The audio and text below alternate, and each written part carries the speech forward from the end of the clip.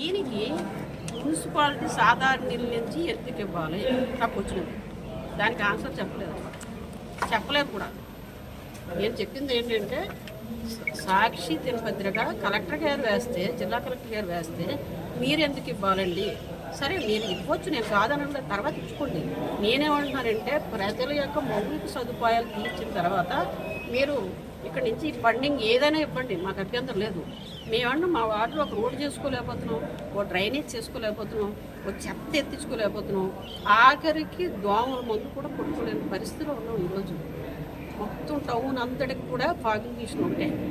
ఇంత ఇన్కమ్ వస్తుంది హౌస్ ట్యాక్స్లో, మరి ఎంత ఇన్కమ్లో కనీసం 20% అని ప్రజలు పెట్టాలి కదండి.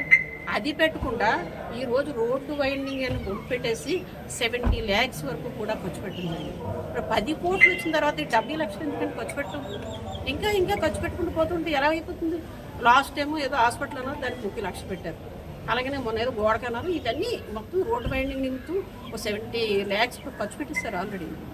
మరి మీరు ఎక్కడికి పోతుంది? కనీసం ప్రజలకి పనికొచ్చి పనులు చేయండి. మేము వద్దనట్లేదు, చేసిన తర్వాత మీరు ఎక్కడ ఖర్చు పెట్టుకోండి, మాకు అభ్యంతరం లేదు. ఈరోజు వెంకనాయుడుపేట డ్రైనేజ్ ఎలాగుందంటే పైపు లైన్ సూపర్, ఈ మొత్తం టౌన్ అంతా కూడా అడిగాం మా కౌన్సిలర్స్ అందరూ కలిపి. మీరు సాధారణ నిధుల్లో డబ్బులు సమస్యలు బోర్డు నర్సీపట్నం మున్సిపాలిటీలో బోర్డు సమస్యలు ఉన్నాయి, ఈ సమస్యలు పరిష్కరించుకుంటే మీరు సాధారణ నిధుల్లోంచి డబ్బులు రోడ్ వైండింగ్ ఎందుకు ఖర్చు పెడుతున్నారని చెప్పేసి 13 అడగడం జరిగింది కౌన్సిలర్ గారు. వీళ్ళు ఏదో దాటేసి మాట్లాడుతున్నారు తప్ప దానికి కరెక్ట్ అయిన సమాధానం వాళ్ళు చెప్పడం లేదు.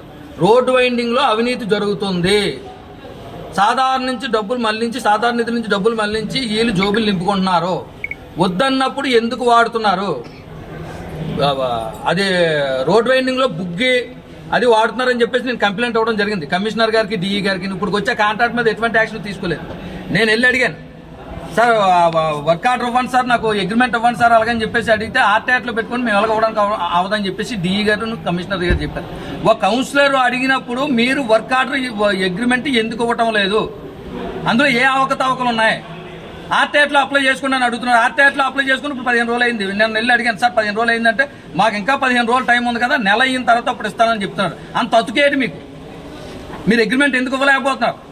అందులో ఏటి వాడుతానన్నాడు ఆయన, గోదావరి ఇసుక వాడుతానని బుగ్గ ఎందుకు వాడుతున్నారు?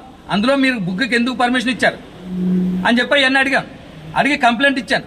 కంప్లైంట్ ఇస్తే డిఏ ఏమంటే మాకు తెలిసే జరిగిందండి, మేము పై అధికారులకు చెప్పి చేసామండి, క్వాలిటీ కంట్రోల్కి పెట్టామండి, వాళ్ళు వచ్చి చూస్తారండి అంటే వీళ్ళు మొత్తం వాళ్ళంతా బుగ్గ వాడేసిన తర్వాత అప్పుడు క్వాలిటీ కంట్రోల్ వచ్చి తవ్వుతారా లేకపోతే అతను ఫైన్ వేస్తారా? మీరు ముందు సమస్యను ఎందుకు పరిష్కరించలేకపోతున్నారు అంటే అక్కడ అవినీతి జరుగుతుంది.